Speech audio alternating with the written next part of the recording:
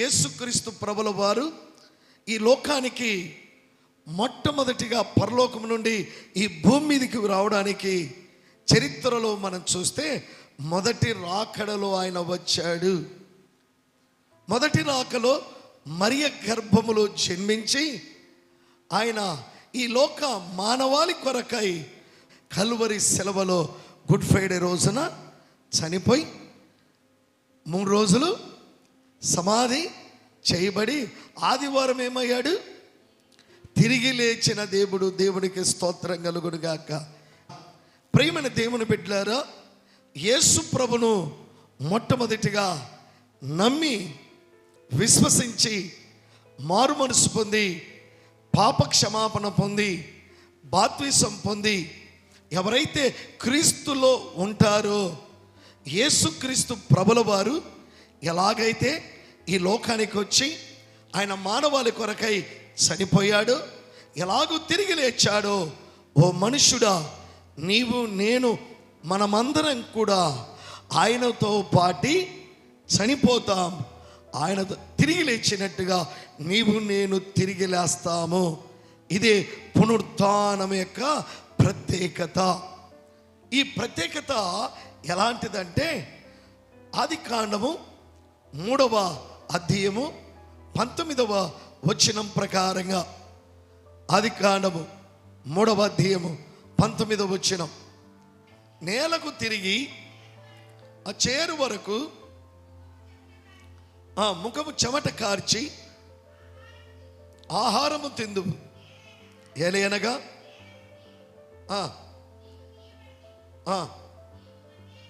నీవు మన్నే గనక నీవు మన్నైపోదువు. చాలు, ప్రాముఖ్యమైంది.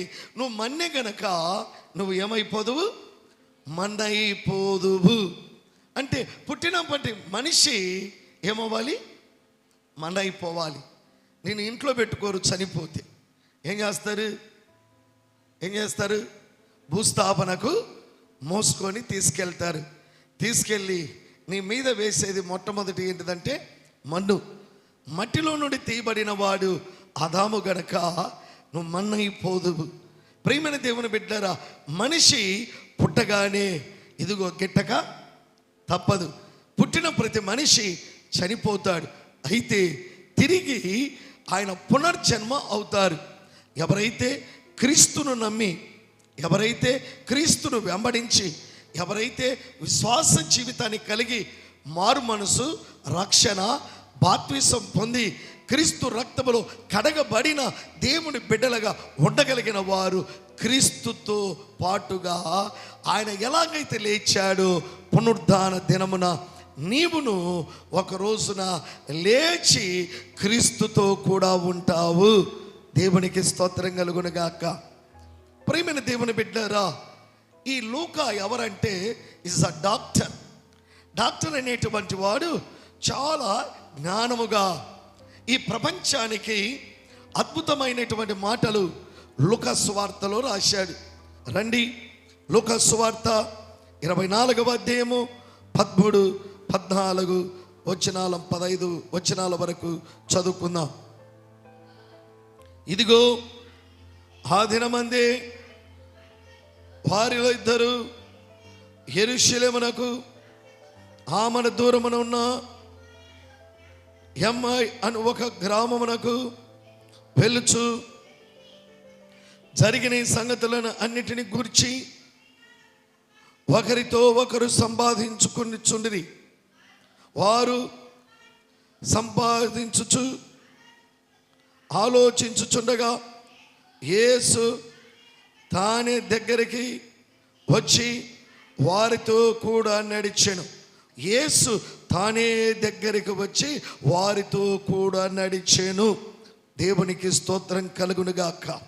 ప్రియమైన దేవుని బిడ్డలారా, 2 మనుషులు ఎమ్మాయి గ్రామంలో ఉన్నారు. ఎమ్మాయి గ్రామానికి వెళ్తున్నారు. ఇది యెరూషలేమునకు ఆమడ దూరం అని రాయబడింది. అంటే ఇంచుమించు ప్రియులారా 8 నుండి 9 కిలోమీటర్ల దూరము కలిగినది, దగ్గర సమీపం. వీళ్ళందరూ కూడా ఎక్కడికి వచ్చారంటే యెరూషలేములో ఇదిగో పస్కా పండగ ఆచరించడానికి వీళ్ళు యాత్రికులుగా వచ్చారు. అయితే వీళ్ళు ఏం చేస్తున్నారంటే తిరిగి యెరూషలేమునకు వెళ్ళాలి. యెరూషలేమునకు వెళ్ళాలి. ఈ యెరూషలేమునకు వెళ్ళాలంటే ప్రయాణమై సాగుతున్నారు. వారితో పాటు యేసుక్రీస్తు ప్రభుల వారు వారితో పాటు నడిచినట్లుగా మనం చూస్తున్నాం. అంటే యేసయ్య చనిపోయినప్పుడు ఆయన ధరించుకోగలిగినవి వస్త్రములు, అంటే చుట్టబడిన వస్త్రములు. ఆయనకు ఏవైతే ఉన్నాయో ఆ రుమాలు, ఆయన యొక్క వస్త్రాలు ఎక్కడ ఉన్నాయి? సమాధిలో ఉన్నాయి. సమాధిలో ఉన్నాయి. ఆయన ఏ రీతిగా లేచాడు? మహిమ శరీరముగా లేచాడు. ఎలా లేచాడు? మహిమ శరీరం. ప్రియమైన దేవుని బిడ్డలారా, ఈ శరీరము మట్టితో ఉన్నది, ఇది మట్టి పాలవుతుంది. అయితే శరీరం అనేది ఆత్మ సంబంధమైనది. ఈ ఆత్మ సంబంధమైనది మహిమ శరీరము. ఈ మహిమ శరీరము పునరుత్థానము కలుగుతుంది. ఈ మహిమ శరీరం వీళ్ళు ఏమని సంభాషణ చేసుకొని వెళుతున్నారంటే, ఇదిగో మరియా అలాగే కొంతమంది స్త్రీలు సమాధి దగ్గరికి వెళ్ళి యేసు సమాధిలో లేడనే సంగతిని ఇదిగో దేవదూతలు చెప్పినప్పుడు వారు వెళ్ళి శిష్యులకును కనపడిన వారందరికీ నా యేసు ప్రభు తిరిగి లేచాడని చెప్పారు. ఈ మాటలు వాళ్ళు ఏం చేస్తున్నారు? సంభాషణ చేస్తూ వెళ్తున్నారు. అయితే వారి మధ్యలోకి యేసు ప్రభుల వారు వెళ్ళినట్లుగా మనం చూస్తున్నాం. జాగ్రత్తగా వినాలి. మొట్టమొదటిగా మనం గమనించాలి, వారితో పాటు యేసు నడిచాను. దేవుడు ఏం చేశాడు? నడిచాడు. మహిమ శరీరం ఏం చేస్తుంది? నడుస్తుంది. గుర్తుపెట్టుకోవాలి. ఎప్పుడు నడుస్తుంది? నువ్వు చనిపోయి దేవుడు నీకు అవకాశం ఇచ్చినప్పుడు, అంటే సంఘం ఎత్తబడటలోను రాకడలోను దేవుడు నీకు ఇవ్వగలిగిన రక్షణను బట్టి, నీ ఆత్మీయ స్థితిని బట్టి ప్రియులారా, దేవుడు మనుషులకు ఇవ్వగలిగిన ధన్యత ఏంటిదంటే యేసుక్రీస్తునందు మృతి పొందిన మృతులు ధన్యులన్నట్టుగా ఆ ధన్యతలో మనము తిరిగి ఒకరోజు లేస్తాము. ఇది పునరుత్థానం. యేసుక్రీస్తు ప్రభుల వారిని ఏంటండి ఎందుకు మనం నమ్మాలి, ఎందుకు మనం విశ్వసించాలి అంటే రెండు కారణాలు. ఒకటి, యేసై నమ్మిన వారు మొదటిగా బ్రతుకు మారిపోతుంది. దేవునికి స్తోత్రం కలుగును గాక. బ్రతుకేమవుతుంది? సినిమాలు చూడగలిగిన వాడు ఏమవుతాడు? మానేస్తాడు. మందు తాగలిగిన వాడు ఏం చేస్తాడు? మానేస్తాడు. వ్యభిచారిగా ఉన్నవాడు ఏం చేస్తాడు? మానేస్తాడు. గుట్కాల అలవాటు కలిగిన వాడు ఏం చేస్తాడు? మానేస్తాడు. ఈ లోకంలో ధనాపేక్ష కలిగి రకరకాల పాపం చేస్తూ ఇష్టానుసారమైన జీవితాన్ని, దేవుడు తల్లిదండ్రులు భయం లేకుండా లోకంలో ఇష్టానుసారంగా ఉండగలిగిన ఓ మనుష్యుడా, ఎవరైతే క్రీస్తును నమ్ముతారో వారి యొక్క బ్రతుకు మొట్టమొదటిగా మార్చబడినట్లుగా మనం చూస్తున్నాం. అర్థమవుతుందండి? కొంతమంది భక్తి చేస్తారు, కొంతమంది సినిమాలు చూస్తారు, కొంతమంది ప్రార్థన చేస్తారు, కొంతమంది సీరియల్ చేస్తారు. వీళ్ళ సంగతి ఏంటి? వీళ్ళ సంగతి అంతే. అర్థమవుతుందా మీకు? అందుకని దేవుల్లో ఉండవలసినది ఏంటిదంటే రక్షణ, మారు మనసు పొంది దేవుని బిడ్డలుగా ఉండాలి. క్రీస్తు ప్రభుల వారు మొదటిగా బ్రతుకును మార్చే దేవుడు మొదటిగా ఏం చేస్తాడు? జీవితాన్ని మారుస్తాడు. రెండవది గమనించాలి, యేసు ప్రభు నమ్ముకున్నందుకు నీవు చనిపోతే తిరిగి నీవు బ్రతుకుతావు. దేవునికి స్తోత్రం కలుగును గాక. బ్రతుకుతావంటే తల్లి గర్భములో జన్మించావు. అర్థమవుతుందా? తిరిగి మరి యొక్క జన్మ లేదు. చాలామంది చెప్తున్నారు, అనుకుంటున్నారు ప్రియులారా, ఇది భయంకరమైనటువంటి ఈ లోక సంబంధమైన అది ఏంటిదంటే చాలా భయంకరమైన అబద్ధమని మనం చెప్పాలి. మనుషుడు కుక్కగా పుడతాడని, జంతువుగా పుడతాడని, ఇవన్నీ కల్పిత కథలు. మనుష్యుడు ఒక్కసారే జన్మిస్తాడు. తిరిగి మళ్ళీ జన్మించడానికి మరొక జన్మ అంటూ లేదు. బైబిల్ క్లియర్గా చెప్పేసింది. మనుష్యుడు చనిపోతాడు, వాడు తిరిగి ఒకరోజు లేస్తాడు. వాని సాక్ష్యమును బట్టి పరలోక రాజ్యాన్ని స్వతంత్రించుకుంటాడు. తీర్పు రోజున దేవుడు ఏం చేస్తాడు? అగ్నిపాలు చేస్తాడు. ఒకటి పరలోకము, రెండు నరకం. ఈ రెండే తప్ప వేరేది లేదు. ఆత్మకు చావు లేదు. దేనికి చావు లేదు? ఆత్మకు చావు లేదు. దేనికి చావు ఉంది? శరీరానికి చావు ఉంది. గుర్తుపెట్టుకోవాలి. ఇప్పుడు లూకా చెప్తున్నది ఏంటిదంటే, యేసు ప్రభుల వారు శరీరధారిగా ఈ లోకానికి వచ్చాడు. ఆయన సమాధి చేయబడ్డాడు. మూడవ రోజున లేఖనములు చెప్పినట్లుగా, ప్రవక్తలు చెప్పినట్లుగా, వాగ్దానం చేసిన దేవుడు నమ్మదగిన దేవుడు గనక మూడవ రోజున తిరిగి లేచాడు. తిరిగి లేచాడు గనక ఆయన మహిమ శరీరమును ధరించుకొని ఆయన తిరిగి లేచాడు. లేచాడు కాబట్టి వారితో కూడా నడిచెను. ఇది మొదటిగా మనం గమనించాలి. రెండవది ప్రియులారా, అదే అధ్యాయము 16వ వచనం. అయితే వారు ఆయనను గుర్తుపట్టలేకుండా వారి కనులు మూయబడెను. ఆయన మీరు నడుచుచు ఒకరితో ఒకరు చెప్పుకొనుచు ఈ మాటలు ఏమని అడగగా వారు దుఃఖముక్కలై నిలిచిరి. వారిలో అనువాడు యెరూషలేములో ఈ దినములలో అక్కడ జరిగిన సంగతులు నీవెక్కడవే ఎరగవా అని ఆయనను అడిగాను. ఆయన ఏమని అడిగినప్పుడు వారు నజరైన యేసు సంగతులే ఆయన దేవుని ఎదుట ప్రజల ఎదుటను క్రియలను వాక్యములను శక్తిగల ప్రవక్త అయి ఉన్నాడు. ప్రియమైన దేవుని బిడ్డారా, దేవుడు వారిని ఏం చేస్తున్నాడు అంటే అడుగుతున్నాడు, అయ్యా ఇంతకు మీరు ఎవరి గురించి ఆలోచన చేస్తున్నారు? ఎవరి గురించి మీరు ఈ బాధను వ్యక్తపరుస్తున్నారని యేసుక్రీస్తు ప్రభుల వారు ఆ యమ్మాయి గ్రామంలో వెళ్తున్నటువంటి ఆ ఇద్దరు వ్యక్తులను అడిగినప్పుడు, అయ్యా నీకు ఒక్కనికే ఈ సంగతి తెలియదా? ఇదిగో యేసు ప్రభు, నజరైన యేసుక్రీస్తు ప్రభుల వారు ఈ యెరూషలేములో మానవాళి కొరకు ఆయన ఏమయ్యాడు? చనిపోయాడు, సమాధి చేయబడ్డాడు. ఆయనను చంపారు కనుక మేము ఆయనను గురించి ఏమై ఉన్నారు? దుఃఖక్రాంతులై. యేసు ప్రభుల వారికి ఈ విషయాన్ని తెలియజేసినట్లుగా మనం చూస్తున్నాం. అయితే ఇందులో రెండవది మనం గమనించాలి. మహిమ శరీరము ఏం చేసిందంటే మాట్లాడుతుంది.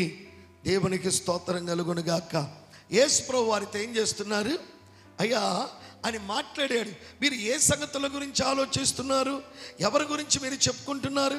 ఏంటి సంగతులని అడిగినప్పుడు వారు యేసును గూర్చిన సంగతులు ఆయనకు చెప్పినట్లుగా మనము చూస్తూ ఉన్నాం. రెండవది ఏం చేశారు? సంభాషణ. అంటే మహిమ శరీరం ఏం చేస్తుంది? మాట్లాడుతుంది. మూడవది ప్రియులారా, తర్వాత వచనాలు చదువుకుందాం. 20వ వచనం నుండి. మన ప్రధాన యాజకులు అధికారులు ఆయనను ఎలాగూ మరణ శిక్షకు అప్పగించి సిలువ వేసిరో నీకు తెలియదా? ఇజ్రాయేలు విమోచించబోవాడు ఈయనే అని మేము నిరీక్షించి ఉంటిమి. ఇది కాక ఈ సంగతులు జరిగి నేటికి 3 దినములాయెను. దేవునికి మహిమ కలుగునుగాక. ఇదిగో ఈ వాక్యమును అంటే దేవుని యొక్క సంగతులను ప్రధాన యాజకులు అధికారులను ఎలాగో ఆయనకు మరణ శిక్ష విధించి సెలవు వేసిరో, ఇదిగో ఇజ్రాయేలును విమోచించగలిగినటువంటి వాడు ఈయనే అని ఆయనకు చెప్పి నేటికి ఎన్ని దినాలైంది? 3 దినాలైంది. ఈ 3 దినాలు ఎక్కడున్నాడు? సమాధిలో ఉన్నాడు. ఆదివారం తెల్లవారుచున్నగా ఏమయ్యాడు? తిరిగి లేచాడు. ఇప్పుడు రుజువేంటి? ఆయన సమాధిలో 3 రోజులు ఉన్నాడు అని లూకా కోట్ చేస్తున్నాడు. లూకా తెలియజేస్తున్నాడు. యేసుక్రీస్తు ప్రభుల వారు 3 దినాలు సమాధిలోనే ఉన్నాడు. దేవునికి మహిమ కలుగునుగాక. ఏంటంటే లేఖనము, బైబిల్ ఆధారము క్లియర్గా చెప్తుంది. అందుకని 3 రోజులు అనేటువంటి మాటను వాళ్ళు లెక్క వేయగలిగినట్లుగా మనం చూస్తున్నాం. 22వ వచనం, అయితే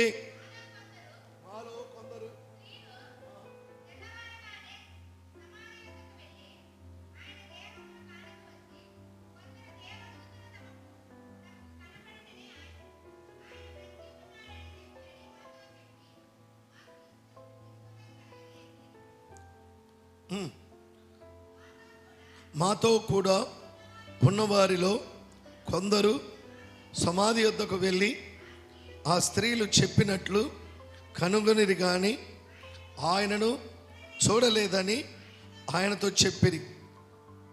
అందుకు ఆయన, అవివేకులారా, ప్రవక్తలు చెప్పిన అన్నిటినీ నమ్మని మందమతులారా, క్రీస్తు ఇలాగూ శ్రమపడి తమ మహిమలో ప్రవేశించుట అగత్యము కాదా అని వారితో చెప్పి, మోషేయు సమస్త ప్రవక్తలను మొదలుకొని లేఖనము అన్నిటిలో నన్ను గూర్చిన ప్రవచన భావము వారికి తెలిపేను. ప్రియమైన దేవుని బిడ్డలారా, యేసుక్రీస్తు ప్రభుల వారు ఆ యమ్మాయి గ్రామంలో ఉండేటువంటి 2 మనుషులతో చెప్పుతున్నది ఏంటిదంటే, ఇదిగో అవివేకులారా. అవివేకులారంటే ఓ తెలివి లేని వారా, ఆయన ఇక్కడ లేడు. ఎక్కడ ఉన్నాడు? ఆయన తిరిగి లేచి గలిలయలో ఉన్నాడు. ఆయన గలిలయలో అనేకులకు కనపడ్డాడు, అనేకులతో మాట్లాడాడు. ఆయన ఇక్కడ లేడు. ఇదిగో మోషేయు ప్రవక్తలను లేఖనములు చెప్పినట్లుగా ఆయన తిరిగి లేస్తారని ముందుగానే చెప్పబడినది. అది మీకు తెలియదా? ఇది మీరు తెలుసుకోలేదా? ప్రియమైన దేవుని బిడ్డలారా, యేసుక్రీస్తు యొక్క శిష్యులు తెలుసుకోలేకపోయారు. మగ్దలేని మరియా తెలుసుకోలేకపోయింది. ఇక్కడున్న అమ్మాయి మనుషులు తెలుసుకోలేకపోతున్నారు. యేసుక్రీస్తు ప్రభుల వారు తన్ను గురించి తన్నుగా సాక్ష్యము చెప్పుతున్నాడు. ఏంటిదంటే, మందమతులారా అంటున్నాడు. ఇదిగో ఇందులో ప్రవక్త చెప్పినటువంటి లేఖనములు, ప్రవక్తలు మొదలుకొని లేఖనాలు తనతో కూర్చబడినటువంటి భావములు అన్నీ వారికి విసిదపరిచెను. అంటే దేవుని యొక్క లేఖనము ఎక్కడైతే చెప్పబడిందో, ఏ ప్రవక్త అయితే యేసుక్రీస్తు ప్రభుల వారి గురించి ప్రవచించాడో, ఆ లేఖనాల యొక్క నెరవేర్పే యేసుక్రీస్తు ప్రభుల వారు పునరుత్థానము కలిగి ఆయన తిరిగి లేచాడు అనడానికి రుజువు చేయబడినట్లుగా మనం చూస్తూ ఉన్నాం. యేసుక్రీస్తు ప్రభుల వారు చెప్పినట్లుగా ఇదిగో మోషే సమస్త ప్రవక్తలు మొదలుకొని లేఖనములలో నన్ను గురించి ప్రవచన భావాలు తెలియచేసిరి. అంటే యేసుక్రీస్తు ప్రభుల వారు ఈ లోకానికి వచ్చాడు, ఇది నమ్మదగినది. ఈ లోకానికి వచ్చి మనుషుల కొరకు చనిపోయాడు, ఆయన సజీవుడుగా తిరిగి లేచాడు. గమనించాలి. 28వ వచనం, 28వ వచనం, వెలుచుండగా గ్రామము దగ్గరికి వచ్చినప్పుడు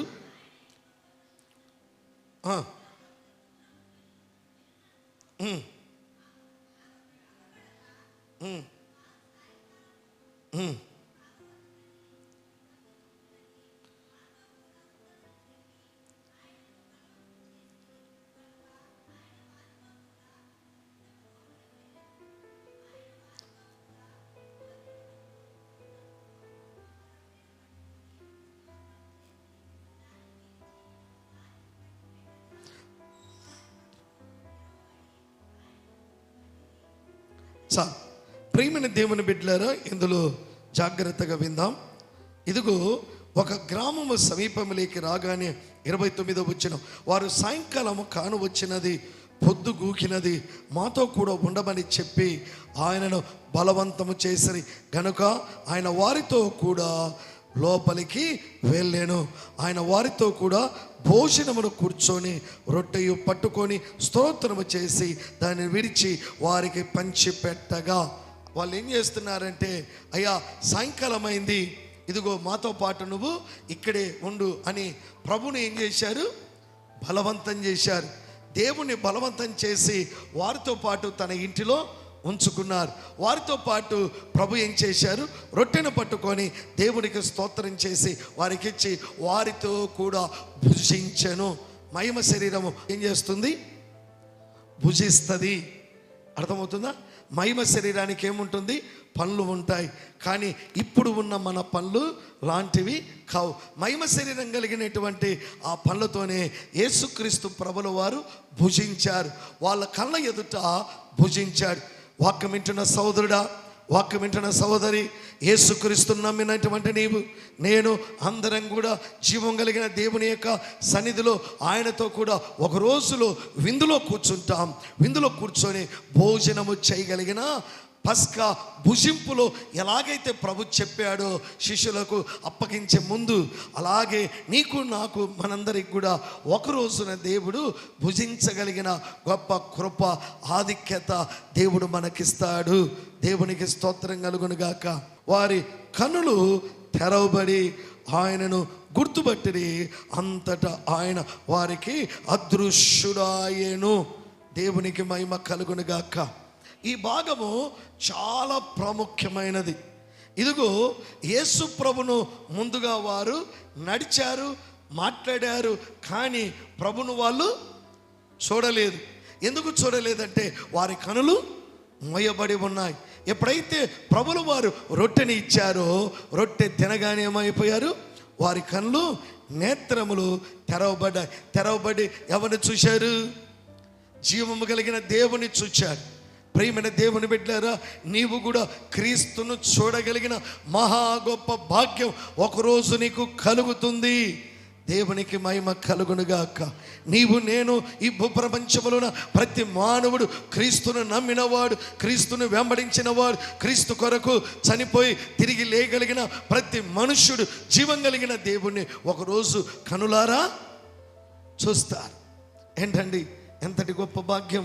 వీళ్ళు ఎవరు చూశారు? జీవము కలిగిన దేవుణ్ణి చూశారు. ఎవరిని చూశారు? ఏ ప్రభువు అయితే వచ్చాడో, ఏ ప్రభువు అయితే మానవాళి కొరకు సెలవు వేయబడ్డాడో, ఏ ప్రభు అయితే చనిపోయాడో, ఏ ప్రభు అయితే సమాధి చేయబడ్డాడో, ఏ ప్రభు అయితే తిరిగి లేచాడు, అదే ప్రభుని చూశారు. దేవునికి మహిమ కలుగునుగాక. ఇప్పుడు మీకు అర్థమవుతుందా? ఇక్కడ నేను ఒక విషయాన్ని మీ దృష్టికి తీసుకురావాలని నేను ఆశపడుతున్నా. ఈ లోకంలో నీకు సంఘమైనా, నీకు రక్త సంబంధమైన స్నేహితులైనా, వారు ఎవరైనా నమ్మిన వారైనా నమ్మకున్న వారైనా సరే, ఈ భూప్రపంచంలో చనిపోగలిగిన ప్రతి మనుషుని ఒకరోజు నువ్వు ఖచ్చితంగా చూస్తావు. ఖచ్చితంగా చూస్తావు. అయితే రక్షింపబడిన వారు ఒక దిక్కు కుడివైపున ఉంటారు. ఇదిగో రక్షణ పొందలేని వారు ఎడమ వైపున ఉంటారు. అంటే వీరు శపింపబడినటువంటి ఇదిగో గుంపులో ఉంటారు, నువ్వు ఆశీర్వదింపబడిన గుంపులో ఉంటావు. నువ్వు అక్కడికి వెళ్ళలేవు, వీళ్ళు ఇక్కడికి రాలేవు. అయితే చూడగలుగుతావు, కానీ గొప్ప ఎడబాటు అయితే ఉంటుంది. అర్థమవుతుందా? అది నీ బిడ్డ అయినా, భర్త అయినా, తండ్రి అయినా, తల్లి అయినా, వదినైనా, అత్త అయినా, ఇదిగో ఎవరైనా సరే ప్రియులారా, వారిని నువ్వు చూడగలిగిన భావము వస్తుంది. వారితో నువ్వు మాట్లాడగలిగినటువంటి సంభాషణ కూడా చేయగలుగుతావు. ఇది అంతా కూడా ప్రభు దగ్గర ఉండగలిగిన ఒక గొప్ప భాగ్యంగా పరిశుద్ధాత్మ దేవుడు నీకు ఇవ్వగలిగినట్లుగా మనం చూస్తున్నాం. అందుకని లూకా ప్రపంచానికి తెలియజేస్తున్నది ఏంటిదంటే, యేసుక్రీస్తు ప్రభుల వారు ఇదిగో ఆయన రూపాంతరం చెందినప్పుడు, అంటే మహిమ శరీరముగా చెందినప్పుడు, దేవుడు ఎలాగో ఈ లోకంలో తన కార్యాలు ఉంటాయో పరిశుద్ధాత్మ దేవుడు లూకా ద్వారా తెలియపరిచినట్లుగా మనం చూస్తూ ఉన్నాం. అందుకని ఇక్కడ చదవబడిన భాగములో మనం చూస్తే ఆయనను చూచిరి, కానీ ఆయన అదృశ్యుడాయెను. శరీరం ఏమైంది? అదృశ్యమైనది. ఒక బైబిల్లో 2 రుజువులు మనము చూద్దాం ప్రియులారా. రండి, యోహాను సువార్త 20వ అధ్యాయము 19వ వచనాన్ని చదువుకుందాం. యోహాను 20:19 వచనం. ఆదివారము సాయంకాలము శిష్యులు యూదులకు భయపడి తాము కూడి ఉన్న ఇంటిలో తలుపులు మూసుకొని ఉండగా యేసు వచ్చి మధ్యన నిలిచి మీకు సమాధానం కలుగునుగాకని వారితో చెప్పాను. దేవునికి మహిమ కలుగునుగాక. దేవుడు 11 మంది శిష్యులు ఏం చేస్తున్నారు? మమ్మల్ని ఏమన్నా చేస్తారేమో అని 11 మంది శిష్యులు ప్రాణభయముతో భయపడి వారు తలుపులు వేసుకొని ఉండగా యేసు వారి మధ్యకు వచ్చి మీకు సమాధానం కలుగునుగాక అనెను. దేవునికి స్తోత్రం కలుగునుగాక. మహిమ శరీరం ఏం చేస్తుంది? బిల్డింగు అడ్డు రాదు, తలుపులు అడ్డు రావు. ఇదిగో విమానంలో పోయినా, బస్సులో వెళ్ళిన, ఇంట్లో ఉన్న, పొలములో ఉన్న, బజార్లో ఉన్న, వాక్యం వింటున్నావు సోదరా సోదరి, నువ్వు ఏ స్థితిలో ఉన్నా దేవుడు మధ్య ఆకాశానికి రాగానే మహిమ శరీరం ధరించుకోగలిగిన ఓ మనుష్యుడు రెప్పపాటున నువ్వు మార్పు చెంది దేవుని సన్నిధిలో వెళ్ళిపోతావు. అర్థమవుతుందా మీకు? 1 కొరింథీయులు రాసిన పత్రిక 15వ అధ్యాయము 35వ వచనం. అయితే మృతులు ఎలాగూ శరీరముతో వద్దురని ఒకడు అడుగును. ఓ అవివేకి, నీవు విత్తినది చచ్చుచేనే గాని బ్రతికింపబడదు. ప్రియమైన దేవుని బిడ్డారా, ఓ అవివేకి, విత్తనం భూమిలో చచ్చిపోవాలి, చచ్చిపోతే కానీ అది బ్రతకదు. కాబట్టి నువ్వు చనిపోయి నువ్వు తిరిగి లేస్తావు. ఎలాగైతే దేవుని వాక్యము ఉందో, ఎలాగైతే పరిశుద్ధాత్మ దేవుడు చెప్పాడు, ఎలాగైతే దేవుని యొక్క విధానము ఉందో ఆ విధంగా నువ్వు తిరిగి లేస్తావు. ఇది అక్షరాల మానవ జీవితంలో జరిగినట్లుగా లేఖన భాగాలు మనము చూడగలుగుతూ ఉన్నాం ప్రియులారా. అందుకని ఇక్కడ మనము కొన్ని విషయాలు చదువుతూ వెళ్దాం. 37వ వచనం. నీవు విత్తు దానిని చూడగా అది గోధుమ గింజ అయినను సరే, మరి ఏ గింజ అయినను సరే, ఒట్టి గింజ అయినా సరే విత్తుచున్నావు, కానీ పుట్టబోవుది శరీరము విత్తుట లేదు. అయితే దేవుడే తన చిత్తానుసారముగా నీవు విత్తిన దానిని శరీరము ఇచ్చును, మరియు ప్రతి విత్తనమునకు దాని శరీరము ఇచ్చుచున్నాడు. మాంసమంతయు ఒకే విధమైనది కాదు. అందుకనే వేరు వేరు వాటిని ఇక్కడ దేవుడు వివరార్థంగా చెప్పినట్లుగా మనం చూస్తున్నాం. అంటే మనుషులందరూ వేరువేరుగా ఉన్నను కూడా విత్తబడినది ఏదైతే శ్రేష్టకరమైనదిగా ఉన్నదో అదే నీవు దేవుని యొక్క సన్నిధిలో ఒక రోజున తిరిగి లేయగలిగిన గొప్ప భాగ్యము దేవుడు మనుషులకు ఇవ్వగలిగినట్లుగా మనం చూస్తూ ఉన్నాం. దేవునికి మహిమ కలుగునుగాక. అందుకని దేవుడు మనకివ్వగలిగిన గొప్ప ఆధిక్యత ఏంటిదంటే మహిమ శరీరము ధరించుకొని ఒక రోజున మనము లేస్తామనే సత్యాన్ని మనము జ్ఞాపకం ఉంచుకోవాలి. 7వదిగా చూద్దాం. లూకా సువార్త 24వ అధ్యాయం 32వ వచనం. అప్పుడు వారు ఆయన త్రోవలో మనతో మాట్లాడుచు లేఖనం మనకు బోధపరచుచు చున్నప్పుడు మన హృదయం మనలో మండుచు ఉండలేదా అని ఒకరితో ఒకరు చెప్పుకొనిరి. దేవునికి స్తోత్రం కలుగునుగాక. ప్రేమైన దేవుని బిడ్డలారా, ఆయన ఎప్పుడైతే అదృశ్యమై వెళ్ళిపోయాడో వీళ్ళు ఒకరు మాట్లాడుకొని ఇదిగో మనతో మాట్లాడిన వాడు ఎవరంటే జీవం కలిగిన దేవుడని తెలుసుకొని వారి హృదయంలో ఏం కలిగింది? మంట పుట్టినట్లుగా మనం చూస్తున్నాం. వాక్యం వింటున్న నీ జీవితంలో దేవుని వాక్యానుసారంగా నువ్వు నడవాలి, దేవుని కొరకు జీవించాలి. నీ హృదయంలో మంట పుట్టాలి. మంట దేనికంటే నీ ఆత్మీయ స్థితిని ఉండడానికి. నువ్వు క్రీస్తులో రగిలిపోవాలి, ప్రార్థనలో ఆత్మీయంగా స్థిరపరచబడాలి, నీ రక్షణను నువ్వు కాపాడుకోవాలి, దేవుని బిడ్డగా మరణం వరకు నమ్మకంగా జీవించడం నేర్చుకోవాలి. నీ క్రియల విషయంలో, విశ్వాస విషయంలో, భక్తి విషయంలో, ప్రార్థన విషయంలో, నీతి విషయంలో, నీతి క్రియల విషయంలో దేవునికి నమ్మకమైన దేవుని బిడ్డలుగా ఎవరైతే మనం ఉంటామో ప్రియులారా, అటు వారందరూ కూడా దేవుని రాజ్యాన్ని స్వతంత్రించుకోగలిగిన వారిగా ఉంటాము. అందుకని వీరు అందరూ కూడా దేవుని విధానాలు కలిగినట్లుగా మనము లేఖన భాగాలు గమనించగలిగినట్లుగా మనం చూస్తూ ఉన్నాం. అందుకని ప్రియమైన దేవుని బిడ్డలారా, మనం గమనించాలి, మన హృదయం ఎప్పుడు కూడా ఏం చేయాలి? మండుచూ ఉండాలి. మంట దేనికంటే నీవు క్రీస్తులో రగిలిపోతూ ఉండాలి. నువ్వు మండకుండా ఉండడానికి సాతానుడు ఏం చేస్తాడు ఏంటంటే, ఈ ఎండల కాలము ఎక్కువగా దాహం తీరాలంటే ఎన్ని నీళ్ళు తాగాలి? చల్లనీళ్ళు తాగాలి. చల్లనీళ్ళు తాగితే ఏమవుతుంది? నీలో ఉన్న మంట సాతానుడు ఏం చేస్తాడు, నువ్వు మండుతుంటే వాడు పక్కన నీకు చల్లటి కూలింగ్ తీసుకొని నేను ఏం చేస్తాడు, కొడతాడు. అమ్మయ్య అని నువ్వు ఆత్మీయ జీవితంలో తగ్గిపోతా.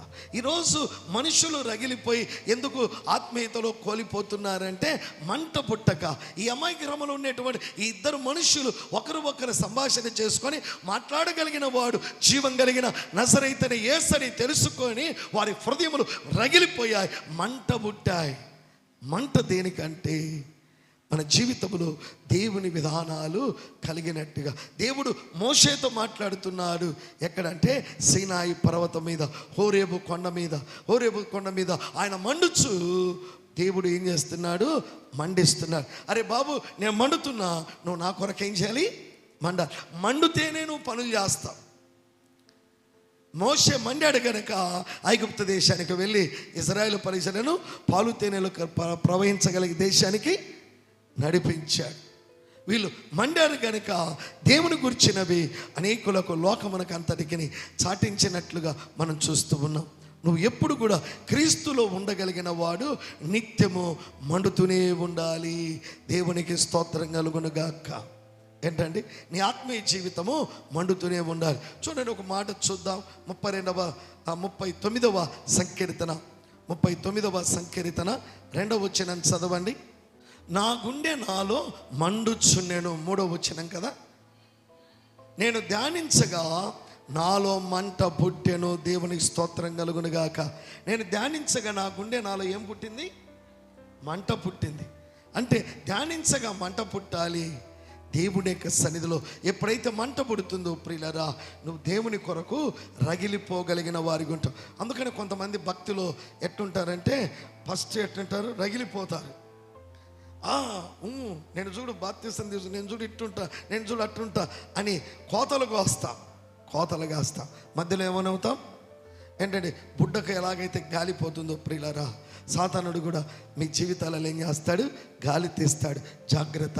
అందుకని నువ్వెప్పుడు కూడా ప్రభు కొరకు ఏం చేయాలి, మండుతూనే ఉండాలి. ఒక్కసారి మండితే జీవితకాలం అంతా మండుతుంది. అందుకనే మంటను గురించి మీరు తెలుసుకోవాలంటే ఒక చరిత్రకారుడైనటువంటి ఇదిగో బెన్సన్ అనేటువంటి ఒక గొప్ప దైవజనుడు, ఎముకల్లో అగ్ని అనేటువంటి పుస్తకాన్ని చదివితే ఆయన ప్రార్థన జీవితము దేవుడు ఎలా మండించాడంటే, ఆయన ప్రార్థన చేస్తుంటే ఆయనలో ఉన్న ఎముకలు మండేటివంట. దేవుని స్తోత్రం కలుగునుగాక. ప్రార్థన చేస్తుంటే ఏం పుట్టాలి, మంట పుట్టాలి. దేనికి మంట పుట్టాలి, ఎముకలకు మంట పుట్టాలి. మంట పుట్టే కొలది నువ్వేమవ్వాలి, ఉపవాసాలు చేయాలి, కన్నీరు కార్చాలి, ప్రార్థన చేయాలి, ఆత్మీయ స్థిరపరచబడాలి. నీ గోడ ఎన్నడికి, నీ పునాది ఎన్నడికి తొలగిపోదు. యేసు ప్రభువు వారు ఎందుకు పునరుత్థానం చెందాడంటే, నీకు మంచి పునాది వేయడానికి. దేవునికి స్తోత్రం కలుగునుగాక. నీ పునాది క్రీస్తులో ఉంటే ప్రియులారా, దేవుని బిడ్డలుగా ఉంటావనే సత్యాన్ని నీవు జ్ఞాపకము చేసుకోవాలి. 39వ వచనం చదవండి. లూకా సువార్త 24:39. నేనే ఆయనను అనుటకు నా చేతులను నా పాదములను చూడుడి, నన్ను పట్టి చూడుడి, నాకున్నట్లుగా మీరు చూచుచున్న ఎముకలు మాంసం భూతముకు ఉండవు అని చెప్పి.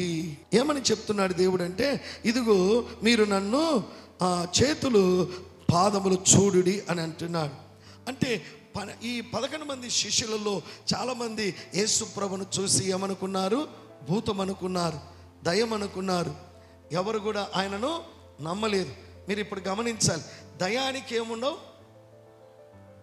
చెప్పండి, దయానికి ఆకారం ఉండదు. గుర్తుపెట్టుకోవాలి మీరు, దయానికి ఏముండదు, ఆకారము ఉండదు. అది స్పిరిట్ మాత్రమే.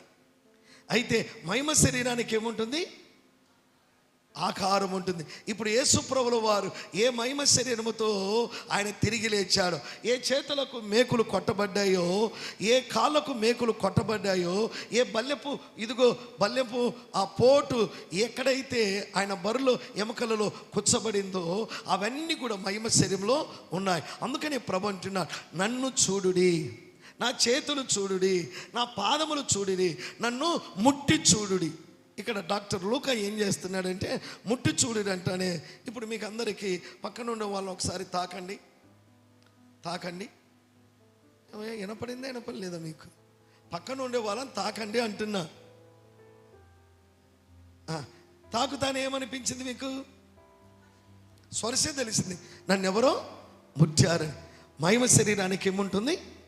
స్వర్శ ఉంటుంది. దేవునికి స్తోత్రం కలుగును గాక. అందుకని యేసు ప్రభుల వారు ఏమంటున్నాడంటే, నువ్వు నన్ను ముట్టి చూడు, నన్ను తాకి చూడు. ఇదిగో మీరు అనుకున్నట్లు దయ్యానికి ఇవి ఉండవు. ఒరే, నేనే క్రీస్తును, నేనే ప్రభును, నేనే మీ దగ్గరికి వచ్చినవాడు. తన్ను తాను రుజువు చేసుకున్నాడు. దేవునికి మహిమ కలుగునుగాక. ఆమె చివరిగా ప్రియులారా, ఇక్కడ చెప్తున్నటువంటి మాట గురించి మనం చూస్తే, ఇదిగో ఆ మాట చెప్పాను 40 వచనం. తాము చేతులు పాదములు వారికి చూపాను, అయితే వారు సంతోషము చేత ఇంకను నమ్మక ఆశ్చర్యపడుచుండగా ఆయన, ఇక్కడ మీ యొద్ద ఏమైనా ఆహారం కలదా అని అడిగాను. వారు కాల్చిన చేప మొక్క ఆయనకిచ్చిరి. ఆయన దానిని తీసుకొని వారి ఎదుట భుజించెను. దేవునికి స్తోత్రం కలుగునుగాక.